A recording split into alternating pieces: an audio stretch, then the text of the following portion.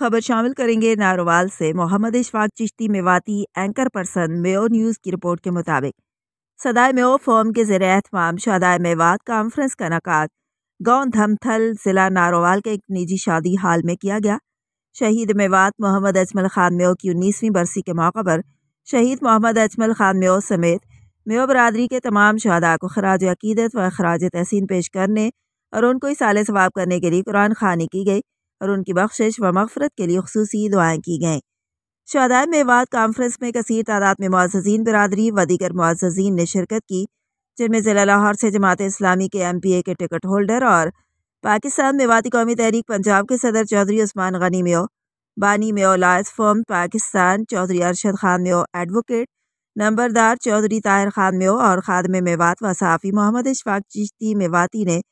سرپرست صدائے میو فورم ضلع ناروال چودھری اسماعیل خان میو اور صدر ضلع ناروال شاہد خان میو کی خصوصی دعوت پر شرکت کی۔ شہدائے میوات کانفرنس میں مہمان خصوصی وفاقی پارلیمانی سیکرٹری امور و کشمیر MNA انوار الحق چودھری رتن لال آریہ، رہنما PTI Narowal colonel retired Javed Safdar کالنو،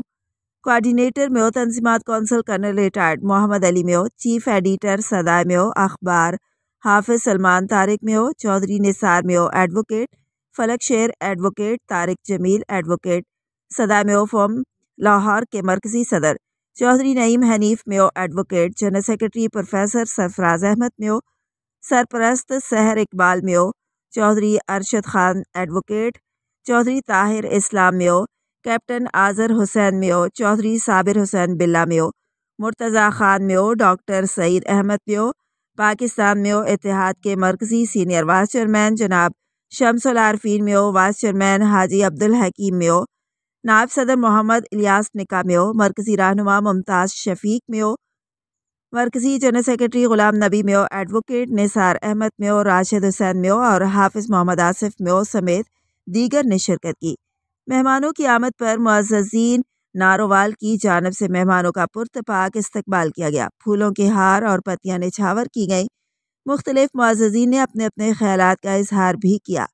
اور شہید میوات اجمل خان میو سمیت تمام شہداء کو خراج عقیدت پیش کرتے ہوئے ملک و قوم کے لیے کی گئی ان کی انتھک خدمات اور قربانیوں پر ان کو خراج تحسین پیش کیا، اور سب نے اپنے مشترکہ بیان میں کہا کہ ہمیں اپنے شہداء کو یاد رکھنا چاہیے۔ جو قوم اپنے شہداء کو بھلا دیتی ہے،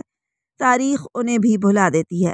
شہید کی جو موت ہے وہ قوم کی حیات ہے۔ اس کے بعد تمام شہداء اور مرحومین اسلام کے لیے بخشش و مغفرت کی خصوصی دعائیں کی گئیں۔ تقریب کے آخر میں پرتکلف لنگر کا بھی اہتمام کیا گیا تھا۔